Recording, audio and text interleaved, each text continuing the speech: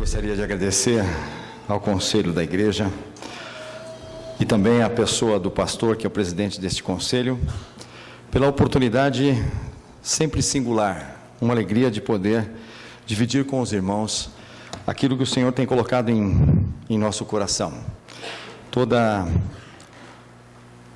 a nossa gratidão então ao Senhor e a estes irmãos e também à igreja que se dispõe a ouvir a palavra do Senhor num dia consagrado, como já foi dito, dia esse consagrado ao nome do Senhor. Eu peço que os irmãos, mesmo assentados, abram suas Bíblias em 2 Tessalonicenses, capítulo de número 2, e leremos apenas o versículo de número 13 para a nossa meditação.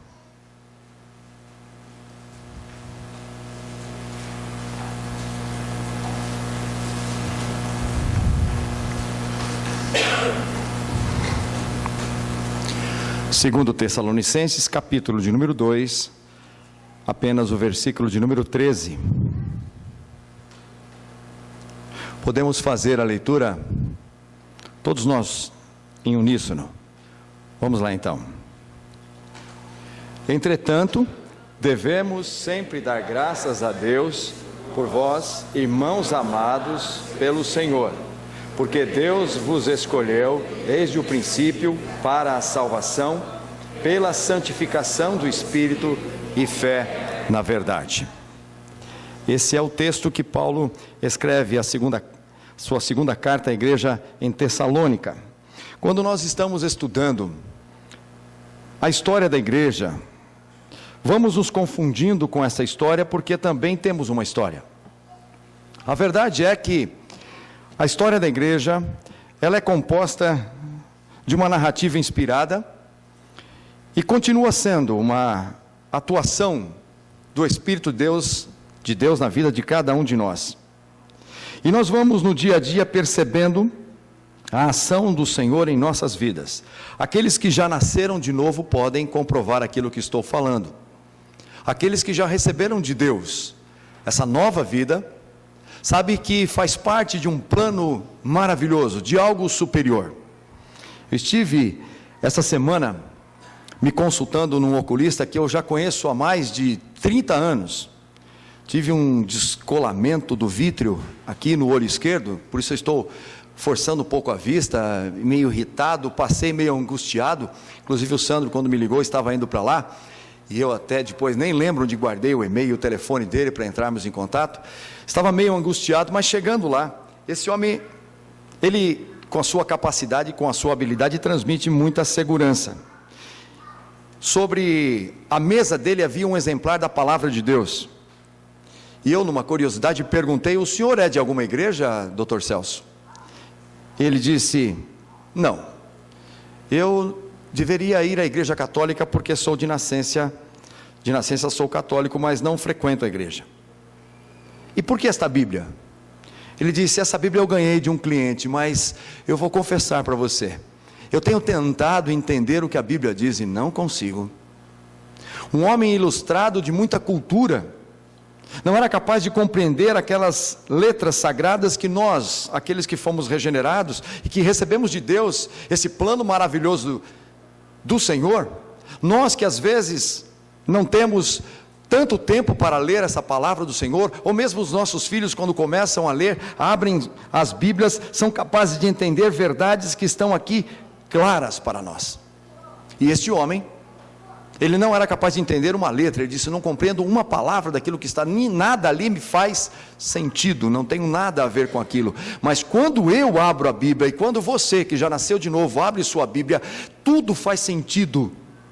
A verdade é essa: a palavra do Senhor, ela nos guia, nos ilumina, ela nos revela, ela nos dá certezas, ela nos alimenta, ela nos fortalece. É o Espírito de Deus que habita em nós que faz exatamente isto.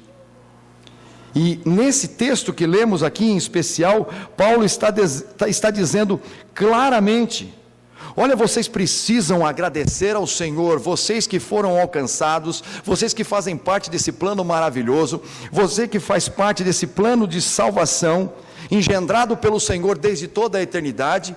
concretizado na história de cada uma de suas vidas, vocês devem agradecer ao Senhor por tudo o que Ele tem feito e realizado. É isso que Ele está nos dizendo aqui. Entretanto, devemos sempre dar graças a Deus. Paulo ali está dando graça pelos irmãos que já eram alcançados, e ele está dizendo, desta maneira vocês também devem fazer. Deem graças a Deus por tudo aquilo que o Senhor tem realizado na vida de cada um de vocês. Irmãos, fazer parte de uma igreja é um tremendo privilégio. Há crentes que vacilam, que estão às vezes brincando com a eternidade, com a sorte, e ficam ameaçando de saírem da igreja. Se o pastor não fizer isto, eu vou me embora dessa igreja. Se o pastor não fizer aquilo, vou me embora da igreja. Se a coisa não andar como eu penso que deve andar, então sairei da igreja.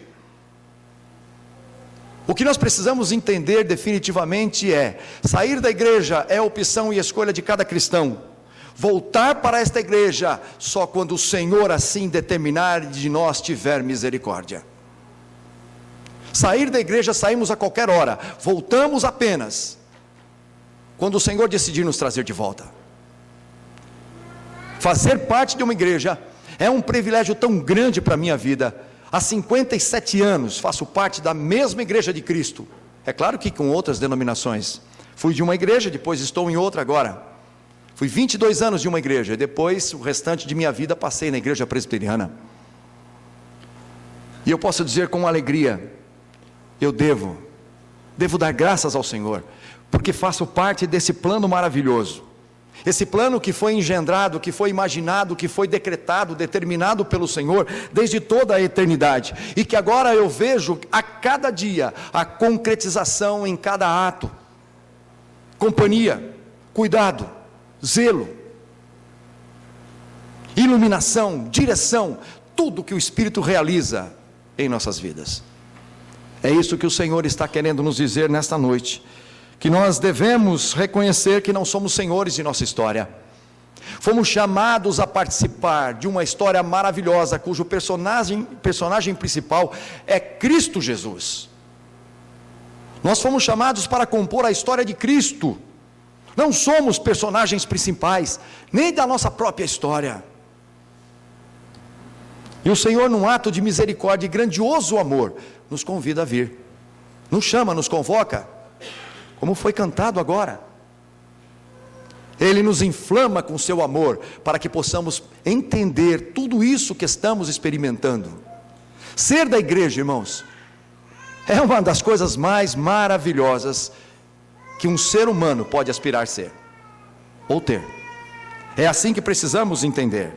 Por isso Paulo estava, por conta desta visão que ele tinha da igreja, ele então estava dizendo: devemos sempre dar graças a Deus por tudo que Ele tem feito a nós. Em primeiro lugar, Paulo vai dizer: pelo seu grande amor por nós. Entretanto, devemos sempre dar graças a Deus por vós, irmãos amados pelo Senhor. A verdade é que somos amados pelo Senhor. Não fomos amados. Nós somos amados pelo Senhor.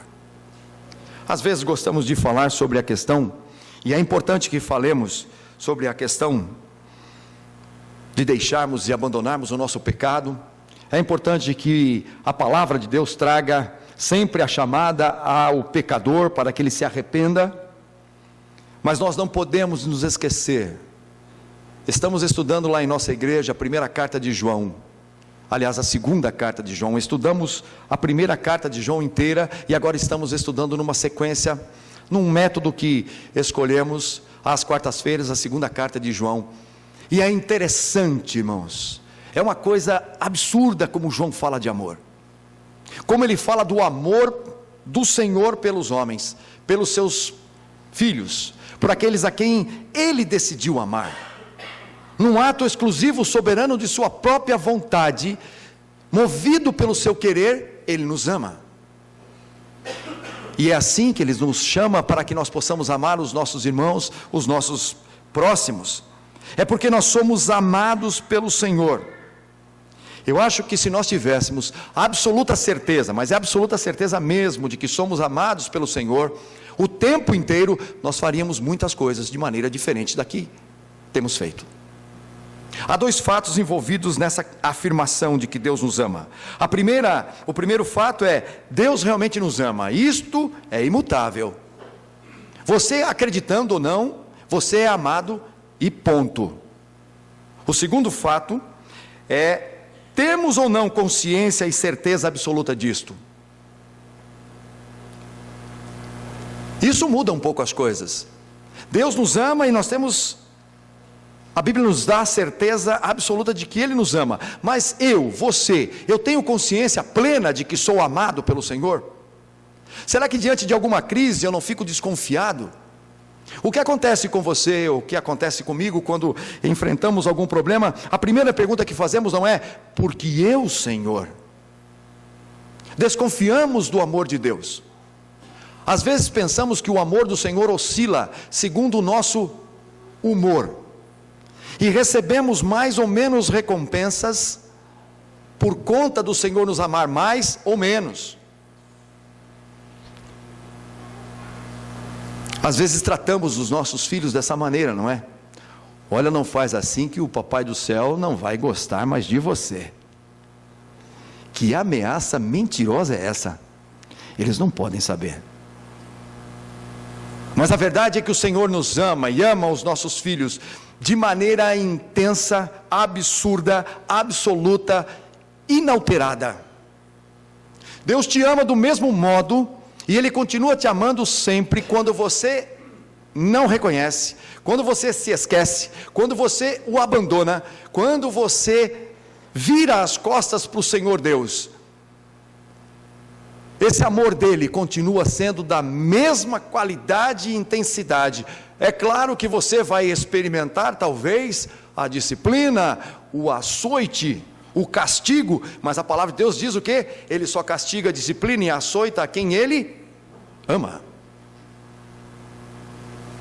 Então não podemos duvidar, e Paulo então aqui está dizendo: você precisa ter consciência plena de que você é amado o tempo todo. Os versos anteriores Paulo vai falar, eu não gostaria que vocês lessem agora para nós não perdermos a linha, mas ele vai falar de todos aqueles que vão dar ouvidos a falsas doutrinas, aqueles que vão seguir o homem da iniquidade, o que vai acontecer com aqueles que têm o espírito do anticristo. Mas aqui no versículo de número 13 ele diz: entretanto vocês são diferentes, vocês são amados pelo Senhor.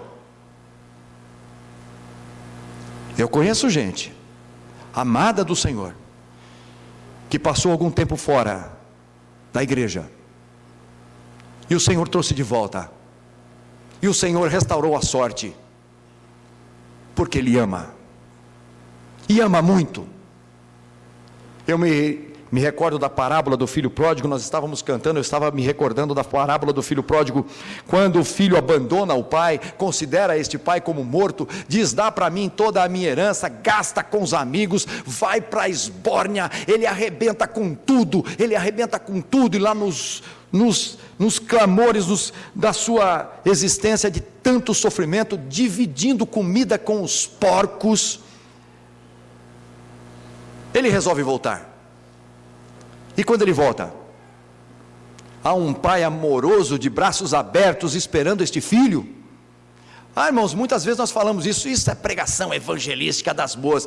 Isso é pregação para o crente que vira as costas para o Senhor, e quando resolve, quando aprende pela dor e o sofrimento, quanto está perdendo da oportunidade de ser amado pelo Pai, resolve voltar e recebe de Deus a restauração e o amor. É um texto bem pequeno, mas numa das citações da parábola diz assim: e o pai, correndo em sua direção, o abraça. Irmãos, um homem da dignidade daquele homem, como está descrito na parábola pelo próprio Senhor Jesus Cristo, jamais aceleraria seu passo. Um homem era conhecido, e aqueles que ouviam a parábola sabiam disso, conhecido pela sua dignidade no andar, andava com sobriedade. Este homem, que era possuidor de grandes, e o Senhor deixa isso claro na parábola, quando vê o filho voltando, Ele não se interessa pela sua posição social, porque ele quer de volta o filho amado, e ele quer fazer uma festa para esse filho. Corre na direção, abraça, traz, protege. É o meu filho amado, este que havia se perdido, mas voltou. Somos assim, irmãos, somos amados pelo Senhor. Não podemos de maneira nenhuma duvidar deste grandioso amor, independente de circunstâncias. O Senhor vai continuar nos amando, e é preciso então consciência deste amor, em qualquer e toda situação ou circunstância. Quando você começa a agradecer a Deus pelo grande amor do Senhor, você para de reclamar, você para de murmurar, você para de deixar de reconhecer todo esse amor e começa agora a desfrutar de maneira mais intensa. É por isso que Paulo está dizendo: devemos agradecer a Deus por tudo que Ele nos tem feito, porque Ele tem nos amado, e tem nos amado muito. Mas quando tudo fica por demais complicado, não é? Sim, temos essa situação, isto não podemos esconder. Quando as crises forem assim tão agudas, quando as dúvidas invadirem o nosso coração, aí vamos ter que ouvir as palavras de Deus, através de Paulo, que diz que somos amados de Deus, e a maior prova deste amor é porque fomos escolhidos. Que coisa interessante. Paulo vai dizer: você é amado do Senhor. Sabe por quê, meu irmão? Porque você foi escolhido. Você é um escolhido. Havia um pastor, num certo tempo, numa igreja, que não conta o nome, nem do pastor. Ele dizia que falar sobre eleição e escolha era algo muito perigoso, levava os crentes a um comodismo, levava os crentes a levar uma vida de libertinagem, que essa coisa de eleição e de escolha, de predestinação, isso é muito perigoso. O crente acaba fica acomodado, começa a relaxar em sua vida. É totalmente contrário. Paulo não tem medo de dizer: olha, vocês são amados, sabem por quê? Porque vocês são escolhidos de Deus. Eu estava conversando uma certa ocasião com um relojoeiro, e ele estudava muito a Bíblia, e ele dizia para mim: eu não sei como é que você pode acreditar nessa questão de que Deus é que nos escolhe e nos elege, Ele é que determina se vou para o céu ou para o inferno, eu não posso fazer nada, eu fico aqui parado, eu não tenho escolha, virei um boneco, sou uma coisa automática, falando de coisas assim. Eu disse para ele assim: meu amigo, eu vou te dizer uma coisa, eu conheço um pouco da sua história de vida, eu conheço já um pouco do seu testemunho de vida, e eu vou dizer uma coisa para você agora. Falei para ele assim, eu não sou muito decisivo não, mas, quer dizer, às vezes eu sou, mas aí eu disse para ele assim: olha, você pode não acreditar, você pode não aceitar a soberania, a predestinação, mas Josué é o nome dele, você é um escolhido de Deus. Os olhos dele encheram de água, ele talvez não pudesse acreditar, mas ele sentiu o amor de Deus ao saber que ele é um escolhido. Quem é que não gostaria de saber disso com toda certeza? Quem é que não traria em si a identidade de um escolhido? Irmãos, um dia desse eu estava indo trabalhar, meio desanimado. Eu estou trabalhando no Estado, já aposentei da prefeitura. No Estado eu não consigo aposentar. O Estado é uma coisa terrível, esse Estado é uma coisa... Quem trabalha, quem é professor do Estado sabe como é difícil. Não é difícil dar aula, difícil é aposentar no Estado. Eu já vou completar 36 anos de serviço, precisava trabalhar só 30. Deus tem um propósito, eu sei que tem. E há algum tempo parei de reclamar já. Mas aquele dia eu estava meio cansado, eu tinha tantas outras coisas para fazer, mas eu tinha que dar aula. E não sei porque os alunos gostam de mim. Eu sou professor de educação física, eu chego, é uma festa. Acho que eles gostam mais da bola do que do professor. Mas isso também não vem ao caso, eu me engano, eu me iludo, eu vivo assim, eu vou me iludindo. E eu estava meio cansado com a moto, meio assustado, levantei tarde, perdendo a hora, e quem sabe para chegar no Estado, a coisa mais chata que tem é levar a bolinha. Chega atrasado, levou uma bolinha, significa que você perdeu uma abonada. Você pode faltar, se você tem 8 aulas, dou um conselho para você, eu já descobri isso. Se você tem 8 aulas, deu uma bolinha, a secretária pôs a bolinha, pega suas coisas e vai embora. Não dê mais aula. Desfrute o dia tranquilamente, porque você vai no final do ano descontar uma abonada do seu salário. Você já perdeu. Mas aquele dia eu estava meio assustado e meio apavorado com a moto, andando para lá e para cá, e um carro, eu gosto de ler o que vai escrito atrás de tudo, todos os carros. Quem tem curiosidade? Todo mundo tem curiosidade de ler. E esse dia eu passei aquela coisa escrita, algumas coisas absurdas, não é? Escrito nos carros: presente de Deus. Só o carro dele é presente de Deus, de mais ninguém. Agora aqueles carros velhos, bem caídos, o que escreveríamos ali? Ninguém tem coragem de escrever um presente de Deus. Deus daria um presente daquele para um homem, não é? Mas aí eu fiquei lendo aquelas coisas, leio aqui e ali, quando eu estou passando de moto para lá e para cá, parei assim no farol, um carro parado assim, estava escrito assim: o mundo é dos espertos, mas o céu é dos escolhidos. Ganhei o dia. Ganhei o dia. O mundo é dos espertos, mas o céu é dos escolhidos. Sabe por quê? Porque Deus nos ama. E não havia em mim ou em você nada. Pode ter certeza absoluta, você foi concebido em pecado. Não houve um segundo sequer da sua existência, depois que Adão pecou, que você pudesse ter existido, mesmo na mente e na imaginação de Deus, sem pecado. Não houve esse tempo. Não houve esse tempo. Então não havia nada, absolutamente nada em mim e em você. E Deus me amou, e Deus te amou, e Ele te escolheu. E Ele te escolheu. E é isso que Paulo está dizendo aqui: Deus vos escolheu desde o princípio para a salvação. Eu sou de Cristo porque Ele quer, eu sou da igreja porque Ele quer, eu sou feliz porque Cristo quer.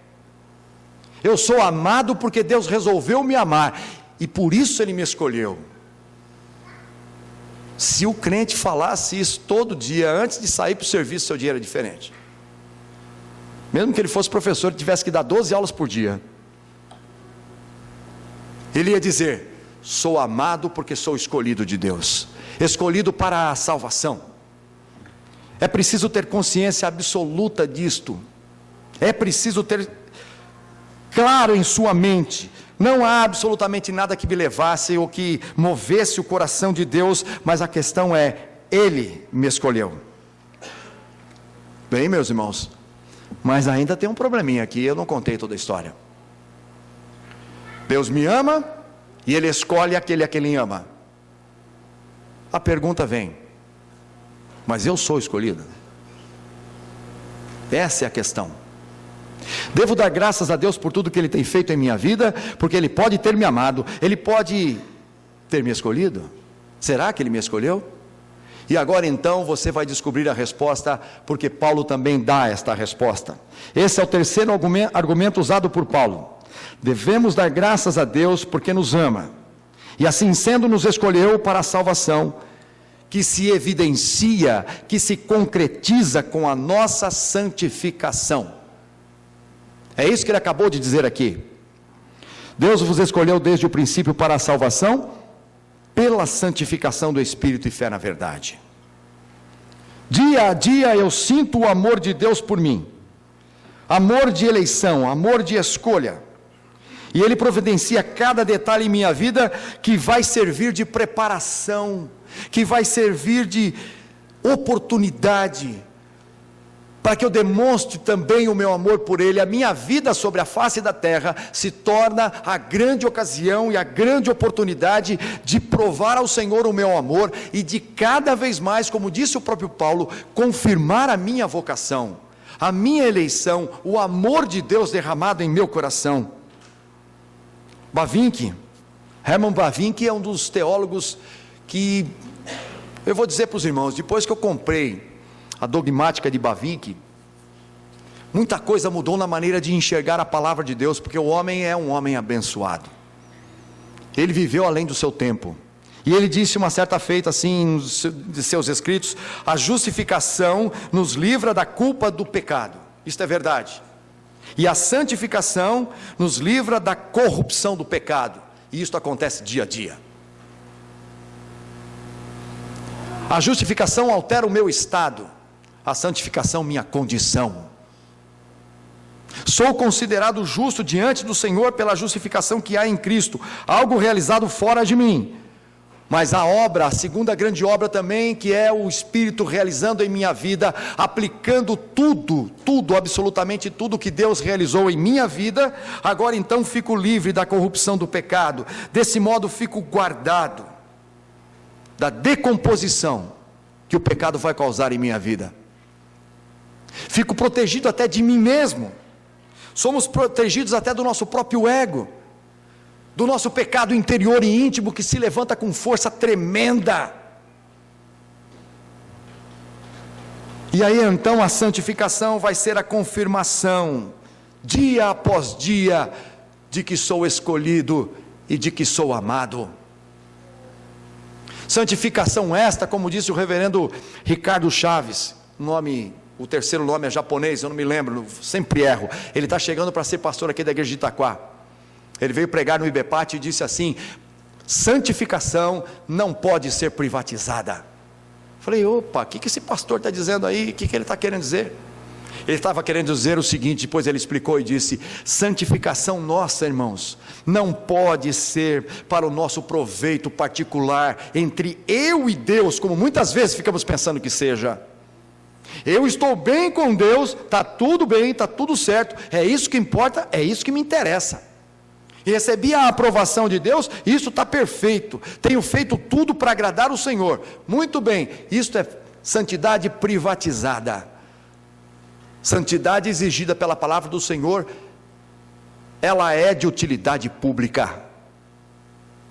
A igreja se santifica, o pai pela esposa, pelos filhos, pela família, pela igreja, a mãe pelo marido, pelos filhos, pelos vizinhos, por aqueles que estão ao seu redor, pelas pessoas com quem trabalhamos. A nossa vida exemplar, ela é conquistada através da operação sobrenatural de Cristo, pelo testemunho do Espírito em nossas vidas, para que outras pessoas possam ser abençoadas.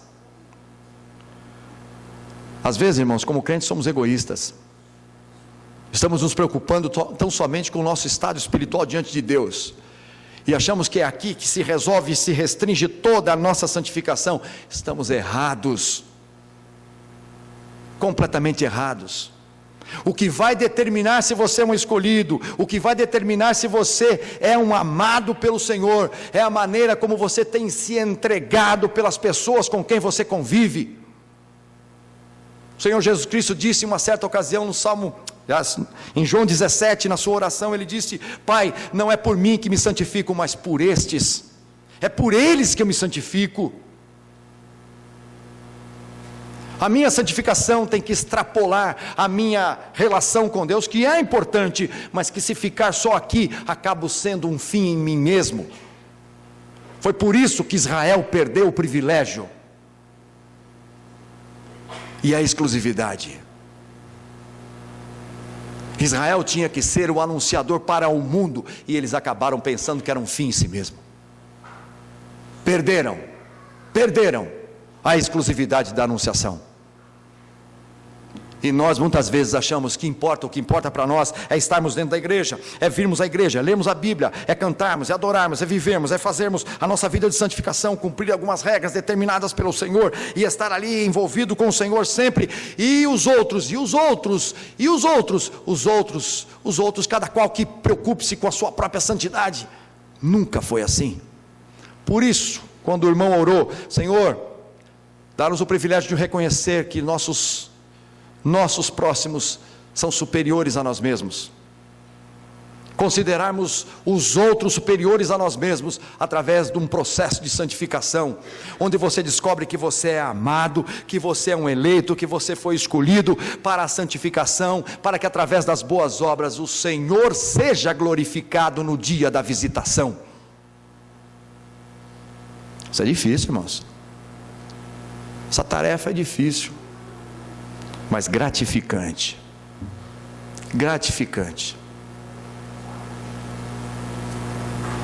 Outro dia eu estava meio cansado, não é? Meio cansado. Atendi um, atendia o outro, e problemas aqui, De repente eu dei uma extravasada e disse assim: eu só faço tudo pelos outros. Quem é que faz alguma coisa por mim? Quem é que nunca falou isso? Não vem jogando a primeira pedra, não. Não é apontando o dedo, não. Tem 4 aí, 3 para você, 3 apontando para você. E eu falei essa besteira. Depois eu pedi perdão ao Senhor e descobri: o Senhor tem me dado tanta chance de trabalhar para tanta gente, que é aí que eu descubro que eu sou amado. O Senhor tem me usado para fazer tantas coisas aqui, acolá, e aqui, e ali e tal, e corre para um, corre para o outro. Não tenho tempo para a minha vida, não tenho. Aposentado é assim. Eu até pensei, falei, mas aposentar é isso? Eu queria voltar a me esconder lá na minha escola. Das 7 às 3 da tarde, estou escondido, ninguém vai falar. Cadê o pastor Zé Vitor? Está dando aula. Dando aula, ninguém pode falar com ele. Está dando aula. Onde está o pastor Zé Vitor agora? O pastor está aposentado, liga para ele. Ô Zé Vitor, está ocupado? Só se eu mentir, né? Quer dizer, eu estou ocupado com uma série de coisas, eu só não estou trabalhando. Eu entendi a pergunta dele. A gente, quando aposenta, troca até de nome, não é? Nós nos tornamos o Jaque. Já que você não está mais fazendo nada, já que você vai fazer nada amanhã, já que você está aposentado, já que você vai levantar mais tarde amanhã, aí o nome fica Jaque para quem se aposenta. Quem é aposentado sabe disso, sabe do que eu estou falando. E eu ainda não estava acostumado com essa mudança de nome. Quem faz alguma coisa por mim? E depois eu descobri: o Senhor faz. Ele me ama, Ele me escolheu. E por conta da santificação que Ele tem operado na minha vida, Ele tem usado a minha vida. E outras pessoas deverão ser abençoadas com a tua vida, porque tua santificação não é questão de privatização, é de utilidade pública para a igreja, para o mundo, para a família, para todos. E à medida que você sentir isso, você descobrir isso, você vai se sentir o sujeito mais útil sobre a face da terra. E você vai descobrir que você é um escolhido de Deus para isto. E você vai sentir o grande amor de Deus. E você vai fazer o quê? E você vai dar graças a Deus. Só para terminar, eu me recordo de uma mulher que via um profeta que vinha visitar a cidade, vinha para cá, vinha para lá, ele estava sempre naquela cidade. Aí ela podia ter feito naquela situação um quarto para alugar, uma casa melhor para poder alugar. Não, ela resolveu fazer um quarto para o profeta. Eu não sei o nome dela, não lembro mais. Nem lembro se ela tinha um nome lá, registrado na Bíblia. Essa mulher, por ajudar os outros, recebeu uma sorte tão grande de bênçãos. Por quê? Porque ela resolveu se santificar pelos outros, para os outros, descobriu e recebeu de Deus a confirmação de que era uma escolhida do Senhor, entrou para os anais inspirados da história da igreja, na palavra de Deus, porque era uma amada do Senhor. Terminando, louvado seja o nome do Senhor, que nos escolheu, porque nos amou, para que através de nossa santificação diária, de tudo que passarmos nessa peregrinação, possamos ter certeza absoluta de que somos parte integrante desse plano maravilhoso, e assim possamos agradecer diariamente por tudo que Ele tem feito e realizado. Que Deus nos abençoe. Amém. Irmãos,